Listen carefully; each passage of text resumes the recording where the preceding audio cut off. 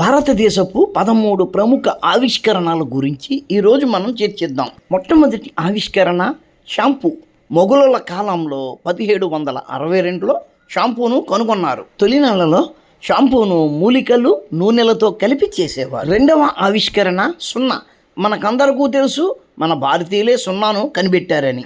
జీరోను బ్రహ్మగుప్తుడు మొట్టమొదటిసారి ఉపయోగించాడు. అంకె కింద చిన్న చుక్క పెట్టేవాడు బ్రహ్మగుప్తుడు. అయితే బ్రహ్మగుప్తుడు ఎక్కడా కూడా దాన్ని క్లెయిమ్ చేసుకోలేదు, నేనే కనిపెట్టాను అని. గ్వాలియర్లోని ఒక పురాతన దేవాలయంలో జీరోను కనుగొన్నారు. మూడవ ఆవిష్కరణ చెస్.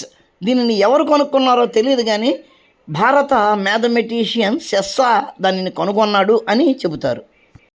అయితే చెస్ని గుప్తుల కాలంలో కనిపెట్టారని, అందులో 64 గళ్ళు ఉండేవని, 4 కూర్చొని ఆడేవారని చెబుతారు. నాలుగవవి బొత్తాలు. వీటిని సింధు నాగరికతలోనే కనుగొన్నారు.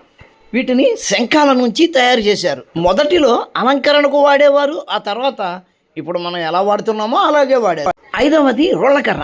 ప్రాచీన కాలంలోనే దీన్ని ఇక్కడ తయారు చేశారు. తవ్వకాలలో ఏనుగు దంతాలతోనూ చెక్కతోనూ తయారు చేయబడ్డ రోళ్లకర్రలు వేల సంవత్సరాల క్రిందటివి లభించాయి. ఈ ప్రాచీన రోళ్లకర్రలలో దశాంశాల విభజన చాలా చక్కగా కనిపిస్తుంది. వీటిని స్ట్రైట్ లైన్స్ గీయడానికి ఉపయోగించేవారు. ఆరవది కాటన్. BCE 1800లోనే సహజ సిద్ధమైన ఫైబర్ని భారత్లో వినియోగించారు. ఈ ఫైబర్లలో ఉన్ని ప్రతి ఉన్నాయి. అప్పట్లో గ్రీకులు పశువుల చర్మాన్ని వాడేవారు. భారతీయులు ప్రతి నుంచి దారాన్ని తీసి దానితో బట్టలు నేయడం కనుగొన్నారు. ఏడవది ఫ్లష్ టాయిలెట్స్. ఈ ఫ్లష్ టాయిలెట్స్ను సింధు నాగరికత ప్రజలు వినియోగించారు. వారికి హైడ్రోలిక్ టెక్నాలజీ మీద మంచి పట్టు ఉండేది. అప్పట్లో అన్ని ఇళ్లకు ఇటువంటి టాయిలెట్సే ఉండేవి. అన్ని ఇళ్ళు కూడా సెంట్రలైజ్డ్ సీవేజ్ సిస్టంతో కనెక్ట్ అయి ఉండేవి. ఎనిమిదవది USB. 1996లో అజయ్ భట్ దీనిని తయారు చేశాడు. అప్పట్లో కంప్యూటర్కు పెరిఫెరల్ కనెక్టివిటీ చాలా తక్కువ ఉండేది. దాంతో ఆయన భార్య తమ పిల్లల స్కూల్ ప్రాజెక్టులు ప్రింట్ తీయడానికి ఇబ్బంది పడేది. ఈ సమస్య ఆయన ఆలోచించేలా చేసింది. అందరికీ ఉపయోగపడేలాగా USB డివైస్ను తయారు చేశారు. ఆయన ఆలోచనకు ఇంటెల్ మార్కెట్ కల్పించింది. 9వది కుష్టు వ్యాధికి మందు. ఈ కుష్టు వ్యాధి గురించి, దాని నివారణ గురించి అథర్వణ వేదంలోనే ఉంది. ఎవరు కనిపెట్టారు అన్న విషయం కాలచక్రంలో కలిసిపోయింది, కానీ వేద పురుషులు కుష్టు వ్యాధి నివారణ గురించి చక్కగా వివరించారు. 10వది రాకెట్లు. రాకెట్ విజ్ఞానం భారతదేశంలో 18వ శతాబ్దానికే ఉంది. టిప్పు సుల్తాను మైసూరు కేంద్రంగా దక్షిణ భారతదేశాన్ని పాలించాడు. ఆయన తండ్రి ఐరన్ కేజ్డ్ మెటల్ సిలిండర్ రాకెట్లను వినియోగించారు. వాటిని బ్రిటిష్ ఈస్ట్ ఇండియా కంపెనీ మీద ప్రయోగించారు. 11వది డైమండ్ మైనింగ్. డైమండ్ తయారీ మొట్టమొదట భారతదేశంలోనే మొదలైంది.